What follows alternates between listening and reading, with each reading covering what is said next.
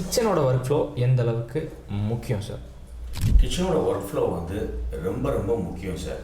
அதாவது sir, kitchen work flow அப்படின்னா என்ன? வீட்டில் நம்ம எப்படி கிச்சன் செட் பண்ணுறோம் அதே கான்செப்ட் தான். நம்ம அம்மாவுக்கு எது எது கம்ஃபர்டபுளாக இருக்குது அப்படின்னு பார்க்குறோம். ஒரு இந்த ஹைட்டில் ஒரு பாக்ஸ் வச்சிங்கன்னா உங்களுக்கு எடுக்கிறதுக்கு கம்ஃபர்டபுளாக இருக்குது.